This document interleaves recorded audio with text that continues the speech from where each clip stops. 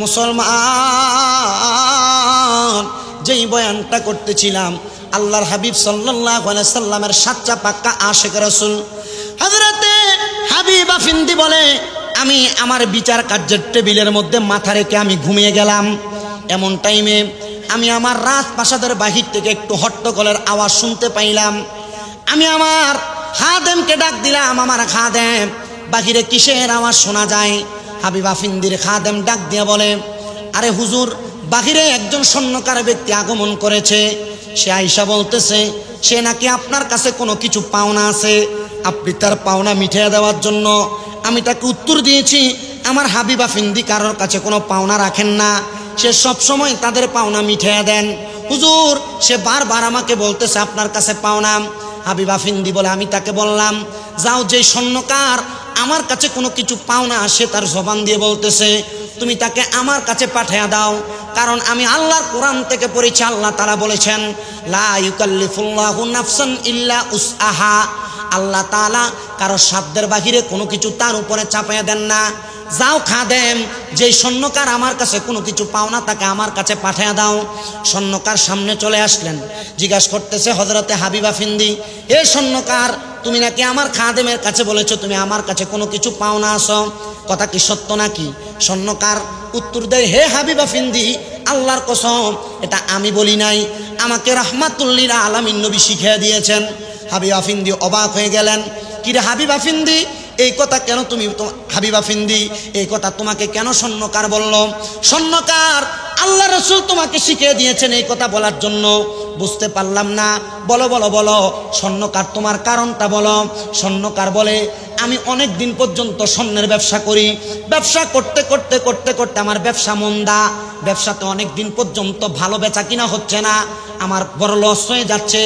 এমন টাইমে আমি যখন লসের শিকার হইলাম, আমি হঠাৎ করে চিন্তা করলাম আমার ধর্মের অনেক পাদ্রীর কাছে আমি যাব, কেউ আমাকে ব্যবসার মধ্যে লাভের কোনো সন্ধান দিচ্ছে না। এমন টাইমে মুসলমান একজন ব্যক্তি আমাকে বলেছে, তুমি ইসলাম ধর্ম গ্রহণ করো, আল্লাহ তাআলা ইসলামের বরকতে, রাহমাতুল লিল আলামিন নবীর বরকতে তোমাকে বরকত দান করবে। উনি বললেন, আমি বরকতের আশায় ইসলাম কবুল করলাম, কিন্তু আমি আমার স্বর্ণের ব্যবসার মধ্যে কোনো লাভ দেখলাম না, শুধু লোকসান আর লোকসান দেখতে লাগলাম। এমন টাইমে একজন মুসলমান আলেম আমাকে বললেন, তুমি একটা নামাজ পড়ো, যেই নামাজের কথা আল্লাহ তাআলা কোরআনুল কারিমে বলেছেন। বলে, হুজুর কোন নামাজ?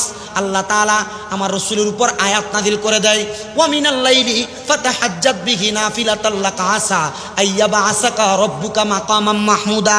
আল্লাহ তাআলা আমার রাসূল সাল্লাল্লাহু আলাইহি সাল্লামকে বলেছেন, হাবিব, আপনি রাতের কিছু অংশে তাহাজ্জুদের নামাজ আদায় করেন, অতি সত্বর আপনি যদি তাহাজ্জুদের নামাজ আদায় করেন, আল্লাহ তাআলা আপনাকে মাকামে মাহমুদ দান করবে। এই আয়াতের কারিমা নাজিল হওয়ার পর তাফসিরে দুররে মানসুরের মধ্যে প্রমাণ করে বলতেছেন, এবং আল্লামা সানাউল্লাহ ফানিপতি রহমতুল্লাহ আলাইহি পর্যন্ত ঘোষণা করতেছেন, যখন এই আয়াত নাজিল হয়, রহমতের নবী আল্লাহর কাছে কান্না করে দোয়া করেছেন, আল্লাহ, আমি যদি তাহাজ্জুদের নামাজ পড়ি আপনি আমাকে মাকামে মাহমুদ দিবেন, কিন্তু আমার উম্মত যদি পড়ে উম্মতকে কি দিবেন? আল্লাহ ঘোষণা করেছে, আপনার কোনো উম্মত যদি বিপদে পড়ে, টেনশনে পড়ে, মুসিবতে পড়ে, তাহাজ্জুদের নামাজ পড়ে আল্লাহর কাছে কোনো কিছু চাইবে, আমার আল্লাহ তা আপনার উম্মতকে দান করবে। ওই ব্যক্তি বলেন, আমি তাহাজ্জুদের নামাজ পড়ে আমার লোকসানটা কাটাইয়ে ওঠার জন্য আমি দোয়া করতে লাগলাম। আমি দোয়া করতে করতে আমার নামাজের মুসল্লা যা নামাজের মধ্যে ঘুমিয়ে গেলাম। হঠাৎ করে দেখলাম আমার ঘরটা একটা আলোতে ঝলমল ঝলমল করতেছে। আমি মাথা উঠাইলাম, কিন্তু আলোর এমন ফুকাস, ওই ফুকাসের কারণে আমি আমার চোখটা খুলতে পারলাম না। আস্তে আস্তে করে খুললাম, আমি দেখলাম সাদা কাপড় দ্বারা মোড়ানো, চেহারা দেখা যায় না, কাপড় ভেদ করে ওনার চেহারা নূরের তাজাল্লি আমার চোখের সাথে লাগতেছে। আমি দেখলাম কে যেন উনি। হঠাৎ করে আমি জিজ্ঞাসা করলাম, মান আংতা, কে গো আপনি, আপনার পরিচয় কি? উনি বলে, যার কাছে দোয়া করতেছো, যে আল্লাহ যেই নবীর কারণে দোয়া কবুল করে, আমি হইলাম ওই রাহমাতুল লিল আলামিন নবী। ওগো নবী, আপনি যে আমার সামনে চলে আসলেন কারণ কি? আমি তো আল্লাহর কাছে দোয়া করেছি। আমার নবীজি আমাকে ঘুমের ঘরে স্বপ্নে আইসা ঘোষণা করে দিয়ে বলে দিয়ে গেছেন, এরে স্বর্ণকার, আমি নবীর একজন আশেক আছে তোমার এলাকার বাদশা, যার নাম হাবিব আফিন্দি।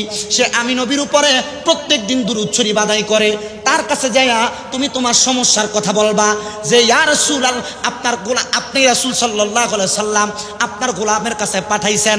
হাবিবা ফিন্দি বলে তোমার সমস্যা কত, সমস্যার কথা বলবা না, আল্লাহ রাসূল তোমাকে বলেছে গোলামের কথা বলতে। বলে হ্যাঁ। গোলামের কথা বলার সাথে সাথে হাবিবা ফিন্দি তার ড্রয়ার থেকে বা পাত্র থেকে, সন্দুক থেকে একটা স্বর্ণের মুদ্রার আলাদা ভাণ্ড বের করলেন। বললেন এ ভাণ্ড তোমার জন্য দিয়ে দিলাম। উনি বলেন রসুল তোমাকে কি বলেছে আরেকবার বলো। বলে রসুল বলেছে আমার গোলাম হাবিবা ফিন্দিকে বলবা। বলে পরবর্তী কোনো বাক্য ব্যবহার করবা না, রসুল বলেছে রসুলের গোলামকে বলতে। বলে হ্যাঁ। আরেকটা স্বর্ণের পুটলি বাহির করলেন, এটাও দিয়ে দিলেন। বলে আমার রসুল যেন তোমাকে কি বললেন? উনি বললেন রসুল বলেছে আমার গোলাম হাবিবকে গিয়া বলবা তোমার সমস্যার কথা। উনি বললেন এমনভাবে দিতে দিতে আমাকে স্বর্ণের 10টা পুটলা দান করব। ওই খাদেম আমার জবানটা চাপ দিয়ে ধরলেন। ওই খাদেম বলতেছে তুমি যদি 10 বার না এই পুরা সম্পত্তি রাজপ্রাসাদ হাবিবের কাছে বলো আমার রসুল বলেছে রসুলের গোলাম হাবিব এই কথা বললে হাবিবা ফিন্দি সব সম্পদ তোমাকে দিয়ে দিবে, সম্পদের মায়া করবে না। হাবিবা ফিন্দি বলে ও আমার খাদেম, তারে তুমি আটকাইবা না, আমি মরার পরে সে যেন আমার কবরের সামনে যেও বলে দেয় আমি রসুলের গোলাম। রসুল এই কথাটা তার জবানের সাথে মিলে পরে বলে দিয়েছে, আমার রসুলের এই কথাটা যেন সে আমার কবরে সাক্ষী দেয়। বলে কেন? কারণ আমার অন্য কোনো পরিচয় নাই, আমার পরিচয় হইল আমি রসুলে পাকের গোলাম। এবার খাদেম বলতেছে ও হাবিবা ফিন্দি আমি আপনার এত বছর খেদমত করি, কিন্তু আপনি কেন কেন কেন রসুলের গোলাম কথাটা শোনার পর পাগল পারা হয়ে গেলেন? বলে তাকে জিজ্ঞেস করো তার কাছে রসুল কি বলেছে। ওই স্বর্ণকার বলতেছে আমার রসুল বলেছে এ হাবিবা ফিন্দি প্রত্যেক দিন রসুলের উপর দুরুদ পড়ে, কিন্তু আজকে দুরুদ না পড়ে আমার হাবিব ঘুমাইয়া গেছে, আমার হাবিব ঘুমাইয়া গেছে। ও হাবিবা ফিন্দি আপনি কি দুরুদ না পড়ে ঘুমাইয়া গেছেন? হাবিবা ফিন্দি বলে সারাদিনের ব্যস্ততা আমাকে দুরুদ পড়া থেকে ভুলে রাখছে, আজকে দুরুদ পড়ি নাই, আমার রসুল আমাকে যেহেতু বলে দিয়েছে আল্লাহর কসম আমি হাবিব আর কোনোদিন দুরুদ শরীফ পড়া ছাড়া ঘুমাইব না। হে আমার চট্টগ্রামের পটিয়ার নবীর প্রেমিকারা, হুজুর কেবলাকে বসে রাইকা বয়ান করার মতো সাহসিকতা দেখাইতাম না, অনুমতি নিয়েছি। সর্বশেষ আপনাদের কাছে আমি কদমে হাত দিয়ে বলি যখনই ঘুমাইতে যাবেন একবার হইল রহমতের নবীর উপরে দুরুদ পড়বেন, একবার হইল রহমতের নবীর উপরে দুরুদ পড়বেন, একবার হইল রহমতের নবীর উপরে দুরুদ পড়বেন। কারণ আমাদের বিশ্বাস রহমতের নবীর উপরে দুরুদ শরীফ পড়া ঘুমাইলে ওই ঘুমে যদি মরণ হয় রাহমাতুল্লিল আলামিন নবীর দিদার আমাদের পাওয়া লাগবে। তখন আল্লাহ প্রকাশ হইতে চায়। আল্লাহ যখন ছিলেন একা নাহি ছিল কোন সখা, তখন আল্লাহ প্রকাশ হইতে চায়। নিজ নূর হইতে খোদা হাবিবের নূর করেলেন যোদা, জোশ মারিলেন এসে কেরে দরিয়া। হায় রে সময় যায় পর দুরুদে নবী মুস্তাফায়, বলেন পর দুরুদে নবী ফাই গো সময় যায় পর দুরুদে নবী ফাই, বলেন পর দুরুদে নবী মুস্তাফাই গো সময় যায় পর দুরুদে। আল্লাহ বানাইয়া আদমকে হুকুম দিল রূহ রে, ঢুক রূহ আদমের সিনায়।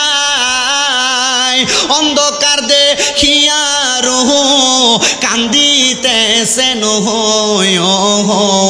বলে অন্ধকারে থাকা ভীষণ দায় গো সময় যায় পর দুরুদে নবী মুস্তাফায়, বলেন পর দুরুদ নবী ফাই গো সময় যায় পর দুরুদে। মুহাম্মদী নূর হইতে ছিলেন আল্লাহ পাক জাতে, সৃষ্টি করলেন তামামে সংসার। আল্লাহ তাআলা মুহাম্মদ সাল্লাল্লাহু আলাইহি সাল্লামের নূরের একটা তাসাল্লি দিয়ে পুরো পৃথিবী বানাইছেন।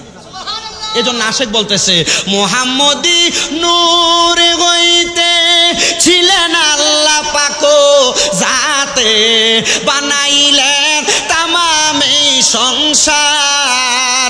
নূরে মুহাম্মদি পাইয়া রুহু যায়া দমে চইলা, নূরে মুহাম্মদি পাইয়া রুহু যায় আদমে চইলা।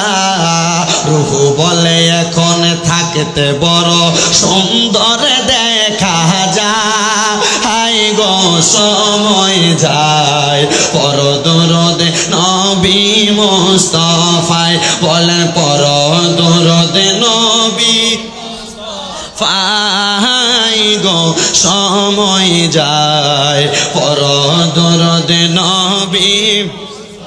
একটা জবানও বন্ধ রাখবেন না, সবাই জবান খুলে পড়েন না ইয়া রাসূলুল্লাহ।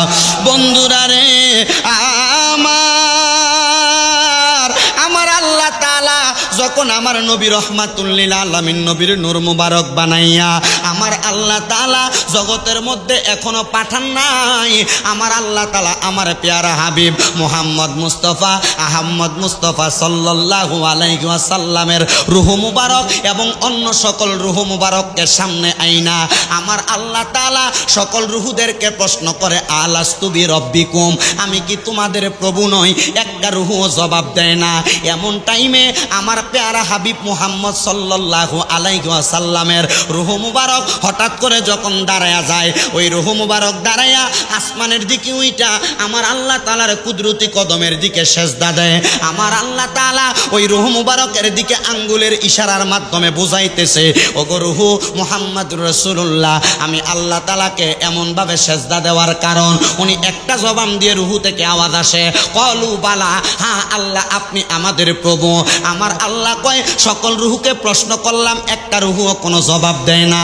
আমার বন্ধু মুহাম্মদ মুস্তাফা আহমদ মুস্তাফা সাল্লাল্লাহু আলাইহি ওয়াসাল্লামার রূহ মুবারক যেহেতু আমি আল্লাহকে আল্লাহ বলে সাক্ষী প্রদান করলো, যারে ও রহমতের ফেরেশতারা আমার নবীর রূহ মুবারককে দুনিয়ার জমিনে আমি আল্লাহ তাআলার বাণী প্রচার করার জন্য আমি দুনিয়ার জমিনের মধ্যে প্রেরণ করব। আমার আল্লাহ তাআলা আমার নবীর রূহ মুবারককে এমন ভাবে দুনিয়ার জমিনে প্রত্যাবর্তন করাইলেন, বাবা আদম আলাইহিস সালাতু ওয়াস সালাম থেকে অদ্যাবধি পর্যন্ত যত মানুষ দুনিয়ার জমিনের মধ্যে পয়দা হয়েছে সকলে যদিও আদম জাদা হয়, কিন্তু আমার নবী মুহাম্মদুর রাসূলুল্লাহ সাল্লাল্লাহু আলাইহি ওয়াসাল্লাম বাবা আদম আলাইহিস সালাতু ওয়াস সালামের দুনিয়ার জমিনের মধ্যে আগমনের পরে একজন একজন করে সন্তান জন্ম দেন নাই। আদম আলাইহিস সালাতু ওয়াস সালামের স্ত্রী মা হাওয়া দুনিয়াতে দুইজন দুইজন করে সন্তান জন্ম দিয়েছেন। দুইজন দুইজন করে সন্তান জন্ম দেওয়ার পরে স্তরে স্তরে স্তরে স্তরে হযরতে আব্দুল মুত্তালিব থেকে, হযরতে আব্দুল্লাহ থেকে, হযরতে মা আমেনার রেহম মুবারক থেকে আমার নবী দুনিয়ার জমিনের মধ্যে আগমন করেছে। মিলাদুন নবীর আলোচনা বাবা আদম থেকে এখন পর্যন্ত করলে অনেক সময়ের প্রয়োজন, যেহেতু মিলাদুন নবীর মাহফিল শুধু ধারাবাহিক আমি আপনাদের কাছে কথাটা বলার জন্য এবং আলোচনার ধারাবাহিকতা রক্ষা করার জন্য বলে যাচ্ছি। আমার নবী দুনিয়াতে আগমন করলেন, একদিন দুই দিন করে করে 6 মাসের মাথায় আমার নবীজির আম্মাজান দুনিয়া থেকে বিদায় হয়ে গেলেন। কিন্তু আমার নবীজির আম্মাজান বিদায় হওয়ার পরে আমার নবীজিকে নবীজির দাদাজান লালন পালন করলেন। নবীজির দাদাজানের পরে নবীজির চাচা হযরতে আবু তালিব আলী রাদিয়াল্লাহু তাআলা আনহুর বাবা লালন পালন করলেন। এবার লালন পালন করার পরে আমার নবী রহমাতুল লিল আলামিন নবী একদিন দুই দিন তিন দিন চার দিন করে করে আমার নবীর বয়স যখন মাত্র 33 বছর, কত দুনিয়ার জিন্দিগিতে 33 বছর বয়স, 33 বছর বয়সে আমার আল্লাহ তাআলা আমার নবীকে ইসলামের দাওয়াতটা গোপনে গোপনে দেওয়ার কথা বলতেছেন। আমার নবীও গোপনে গোপনে ইসলামের দাওয়াত দিতেছেন, মানুষও আমার নবীর কাছ থেকে ইসলামের শিক্ষা নিতেছেন, মুসলমান হইতেছেন, ইসলামের আলো পাইতেছেন। কিন্তু আমার নবীজির বয়স যখন 40 বছর হয়ে যায় আমার আল্লাহ তাআলা আমার নবীজিকে এলান করে দেয়, বন্ধু ও মুহাম্মাদুর রাসূলুল্লাহ সাল্লাল্লাহু আলাইহি ওয়াসাল্লাম নবীজি, আর আপনি গোপনে ইসলামের দাওয়াত দিবেন না, এখন আপনি প্রকাশ্যে প্রকাশ্যে ইসলামের দাওয়াত দেওয়া শুরু করেন। আমার রাসূল সাল্লাল্লাহু আলাইহি ওয়াসাল্লাম ওই সময় 2 রাকাত নামাজ আদায় করলেন। বলেন না কয় রাকাত? আমার নবী 2 রাকাত নামাজ আদায় করলেন। 2টা রাকাত নামাজ আদায় কইরা আমার রাসূল মুহাম্মাদুর রাসূলুল্লাহ সাল্লাল্লাহু আলাইহি ওয়াসাল্লাম নবী যখন প্রকাশ্যে ইসলামের দাওয়াত দেওয়া শুরু করতেছে, এমন টাইমে আমার নবীর উপরে অনেক হামলা আসছে না আসছে? অনেক হামলা আসছে। কিন্তু আমার নবীজির সঙ্গে এমন একজন বীরত্বওয়ালা সাহাবী ছিল, যিনার নাম ছিল হযরতে ফারুকে আজম, হযরতে ওমর ইবনে খাত্তাব রাদিয়াল্লাহু তাআলা আনহু। ডাক দিয়া বলে, ও মক্কা মদিনার ইহুদিরা, ও হেজাজ অঞ্চলের ইহুদিরা, গাজা এলাকার ইহুদিরা, আমার রাহমাতুল লিল আলামিন নবীর সামনে তোমরা কে দাঁড়াইবা?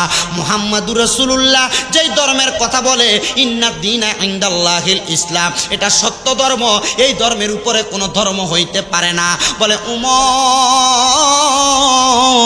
অল্প কিছুদিন আগে তুমি মুহাম্মদের ধর্মকে পরিত্যাজ্য ঘোষণা করেছো, আজকে কেন তুমি মুহাম্মদের ধর্মকে গ্রহণ করলা? হযরত ওমর বলে, আল্লাহর কসম, ওয়াল্লাহি বিল্লাহি তাআল্লাহ, যখনই মুহাম্মাদুর রাসূলুল্লাহর জবান মুবারকের মধ্যে আমি শুনতে পাইলাম ইন্নাদ দীনা ইনদাল্লাহিল ইসলাম, ইসলামের মধ্যে পরিপূর্ণ কোনো মানুষ যদি প্রবেশ করে ইন্তেকাল করার পরে আমার আল্লাহ তাআলা জান্নাতের এমন সুশীতল জায়গা রেখেছেন, আরে মুহাম্মাদুর রাসূলুল্লাহকে অনুসরণ করে যেই ব্যক্তি আল্লাহ পর্যন্ত যাইতে চায়, খোদার কসম আমি ওমর ঘোষণা করলাম ইন্তেকালের পরে এই মুহাম্মাদুর রাসূলুল্লাহ আমাদেরকে ছাড়া জান্নাতে যাবে না। আমি ওমর দুনিয়ার পাগল না, আমি ওমর টাকার পাগল না, আমি ওমর পয়সার পাগল না, আল্লাহর কসম দনে জনে সম্পদের পাগল না, বাহাদুরির পাগল না, আমি ওমর মুহাম্মাদুর রাসূলুল্লাহর পাগল হয়েছি। আল্লাহ তাআলা কুরআনুল কারীমে ঘোষণা করেছে, মুহাম্মাদুর রাসূলুল্লাহর পাগল হয়ে কোন মানুষ যদি দুনিয়া থেকে কবরে যায়, আমার মুহাম্মাদুর রাসূলুল্লাহ যেই জান্নাতের মধ্যে থাকবে আমাদেরকে সেই জান্নাতের মধ্যে রাখবে। আজকে এই কমল মুন্সির হাটের কাঁচা বাজারের ভাইয়েরা এত সুন্দর মিলাদুন নবীর মাহফিল করেছে, আমি জানতে চাই নূর নবী রাহমাতুল লিল আলামিন নবী যদি আজকের মাহফিলের মাধ্যমে খুশি হয়ে যায়, আমরা সবাই ওই নবীর সাথে জান্নাতে থাকব, এই বিশ্বাস আমাদের সবার আছে না না?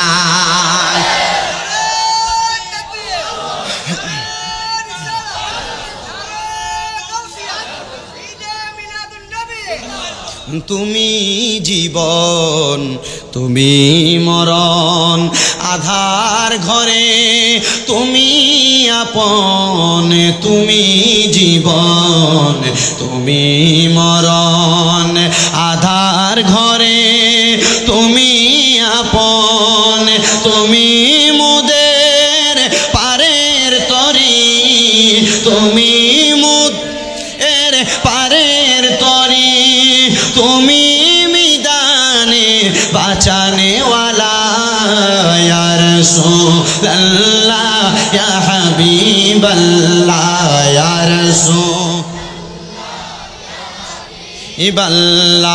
ইয়া রাসূলুল্লাহ,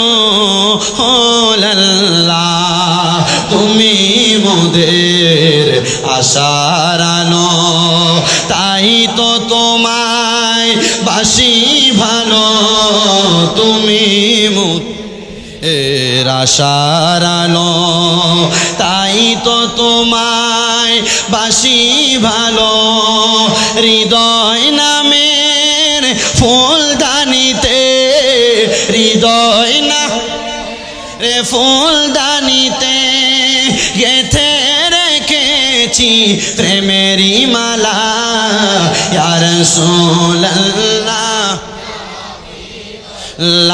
ইয়া রাসূল ইয়া হাবিব ইয়া রাসূলুল্লাহ। একটা জবানও বন্ধ রাখবেন না, সবাই চিৎকার মেরে বলেন ইয়া রাসূলুল্লাহ। বন্ধুরা রে আমার, ও মুসলমানের দল, আমার নবী যখন প্রকাশ্যে ইসলামের দাওয়াত দেয়, নবীর সঙ্গে হযরত ওমর আছে না নাই? হযরত আবু বকর আছে না নাই? হযরত ওসমান জি নুরাইন আছে না নাই? হযরতে মৌলা আলী আছে না নাই? আমার নবীজির চারজন সর্বশ্রেষ্ঠ সেনাপতি লইয়া আমার নবী যখন সামনের দিকে যায়, ইহুদিরা আমার নবীজির সামনে আসে মারার জন্য, কিন্তু আমার নবীজির সামনে যখন ইহুদিরা চলে আসে, একটা ইহুদিও আমার নবীকে মারে না। ইহুদিরা যখন দলবদ্ধ হইয়া নবীর সামনে আসে নবীকে মারার জন্য, আল্লাহর কসম একটা ইহুদিও আমার নবীকে মারে না। এবার আমার নবীজির সামনে আইসা ইহুদিরা আমার নবীরে ডাক দিয়া কয়, মুহাম্মদ সাল্লাল্লাহু আলাইহি ওয়াসাল্লাম, আপনাকে আমরা নিয়ত করে আসি মারার জন্য, কিন্তু আপনার নূরানি চেহারা মুবারক যখন আমাদের চোখের সামনে আসে আমরা কেমন করে জানি আপনাকে মারার কথা ভুলে যায়। কি জাদু করলা গো? মুহাম্মদ সাল্লাল্লাহু আলাইহি ওয়াসাল্লাম ডাক দিয়া কয়, আল্লাহর কসম আমার আল্লাহ তাআলা আমি নবীর চেহারা মুবারকের মধ্যে এমন নূরে মুহাম্মদীর তাজাল্লি দেখাইয়া দিছে, ওই তাজাল্লি দেইখা কোনো মানুষ আমি নবীকে আঘাত করতে পারে না। ইয়া রাসূলুল্লাহ, হাদিস শরীফের মধ্যে দেখলাম আপনাকে নামাজরত অবস্থায় মারছে। আমার নবী বলে নামাজরত অবস্থায় তারা আমার চেহারা দেখে নাই, নামাজরত অবস্থায় এই জন্য তারা আমাকে আঘাত করেছে। ইয়া রাসূলুল্লাহ, খবর পাইলাম হাদিস শরীফের মধ্যেও দেখলাম যুদ্ধের মধ্যে আপনাকে আঘাত করেছে। আমার নবী বলে তারা আমার পেছন থেকে আঘাত করেছে। নবী আমার ঘোষণা করে, ও দুনিয়ার উম্মতের দলেরা, আমাকে কোনো জায়গার মধ্যে কোনো মানুষ সরাসরি চেহারা মুবারক দেখে আঘাত করে নাই, কারণ তারা আমি নবীর সামনে আসলে আমি নবীর চেহারা মুবারকের মায়ায় পইরা যায়।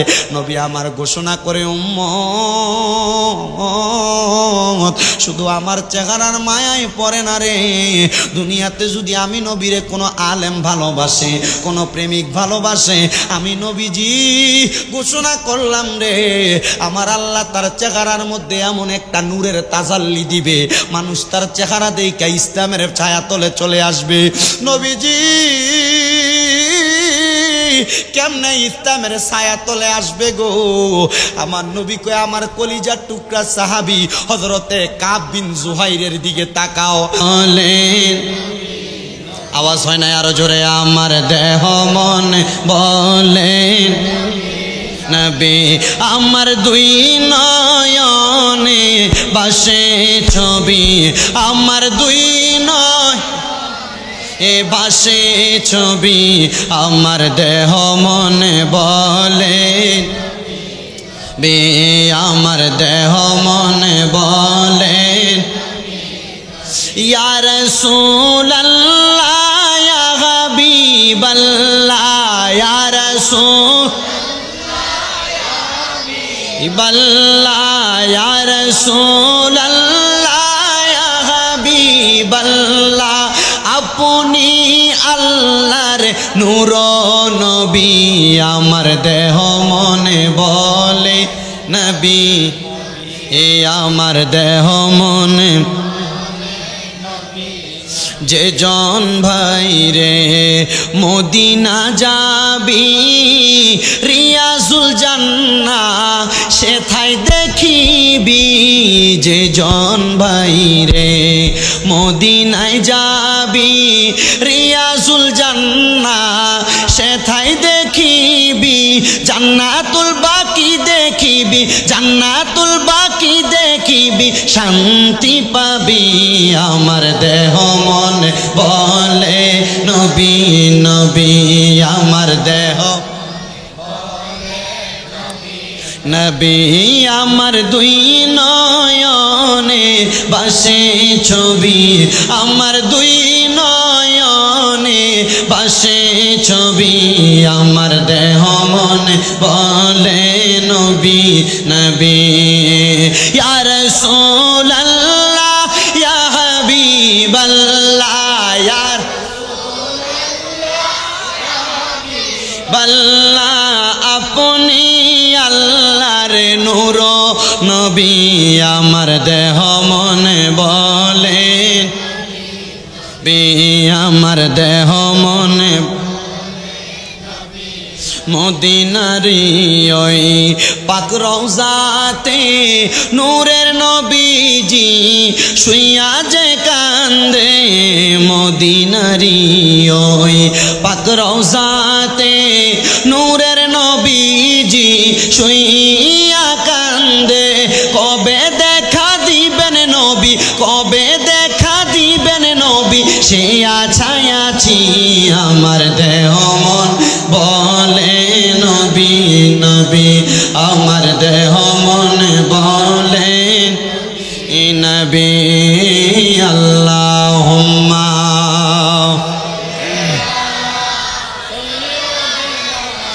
মাওলানা ওয়া আলা আলি সাইয়্যিদিনা লা ইলাহা ইল্লাল্লাহ। পার হওয়ার আগে সাক্কা বামসা। মদিনা আসলে আমরা যাইতে চাই কি চাই না? মদিনা জানেওয়ালাদের আওয়াজকে আসতে হবে না জোরে হবে? কারা কারা যাইতে চাই ডান হাত তুলে সোজা করে দেখাই, জোরে দাও। মারহাবা আল্লাহ ইয়া রাসূলুল্লাহ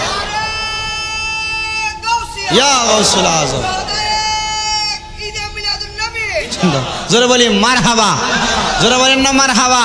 তাহলে মদিনা যাইতে চাই কি চাই না? জবান খুলে পড়েন দয়াল আল্লাহ দয়া করেন, দয়া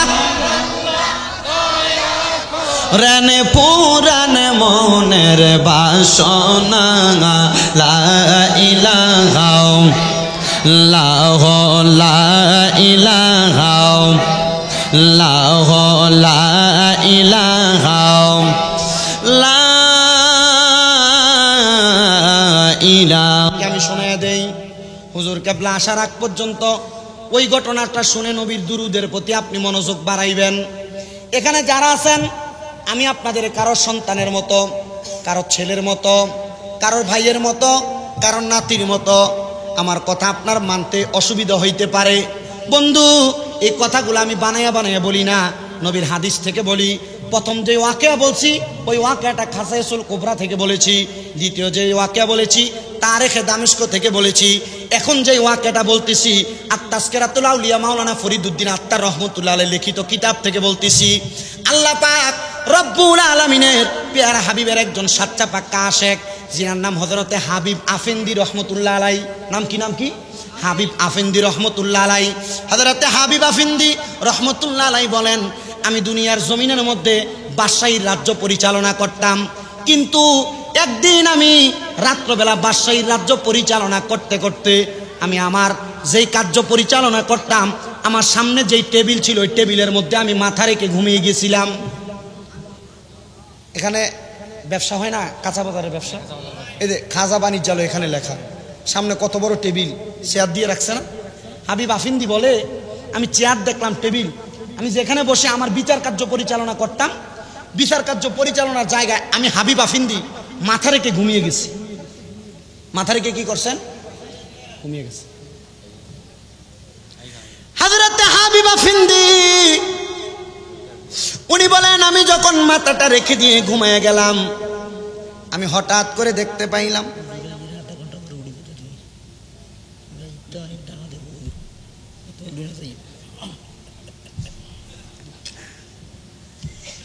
সালাতুনিয়া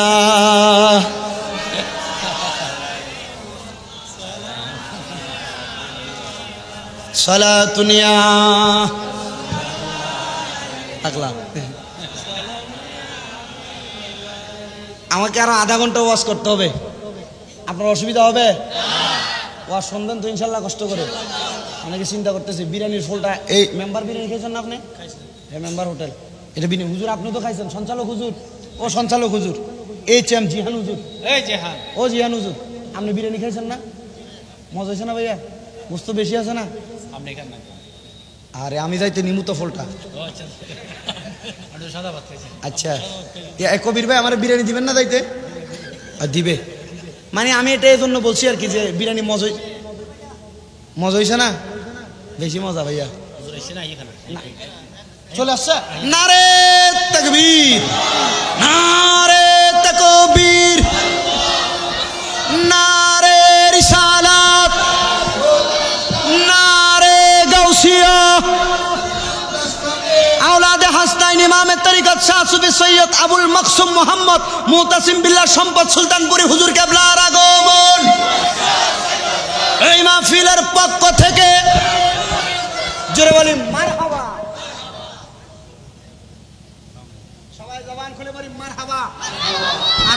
মাহফিলের যিনি মেহমানে আলা হুজুর কেবলা আলম হুজুর এসে উপস্থিত হয়েছেন, আপনাদেরকে নিয়ে মূল্যবান তকরির করবেন।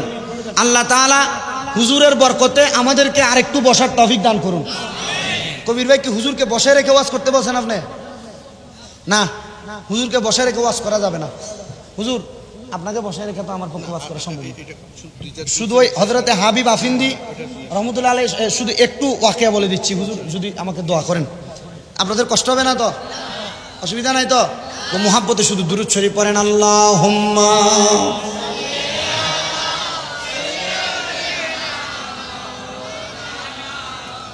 ওয়া আলা আলি।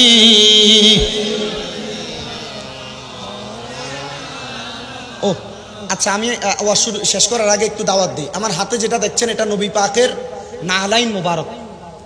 এটার বড় একটা ফজিলত, কোনো মা বোনের গর্ভে সন্তান থাকলে এটা সুবাইয়ে একটু পানি খাওয়াই দিলে আল্লাহ গর্ভের ব্যথা কমাইয়া দেয়। ঘরের মধ্যে দোকানের মধ্যে রাখতে বরকত হয়। আমার ছেলেটা আনছেন, 50 টাকা হাদিয়া নিয়ে তার থেকে নিয়ে যাবেন।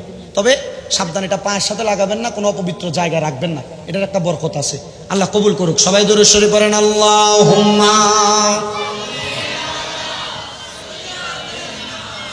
মাওলানা ওয়া আলা আলি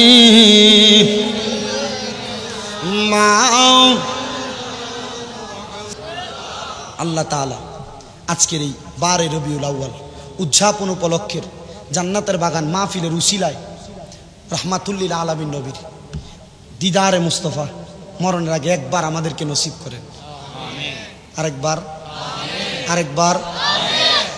আমি দোয়া করার কিছু না, আমি সবচাইতে নগণ্য, নাচিস, নালায়েক, মুরুক্ষ, আমার এলেম কালাম নাই। শুধু আমার উস্তাদ, মা বাবা এবং আমার অনেক ছাত্র, তাদের দোয়ার বরকতে এই জবান দ্বারা কিছু কথা বলি। আমার যা কথা আমি বলেছি, এই কথার মধ্য থেকে যেগুলো আপনাদের শিক্ষণীয়, পালনীয় মনে করেন, এগুলা পালন করবেন। এবং যদি কোনো ভুল ভ্রান্তি হয়ে থাকে, আল্লাহর ওয়াস্তে নিজেদের সন্তান মনে করে আমাকে মাফ করুন।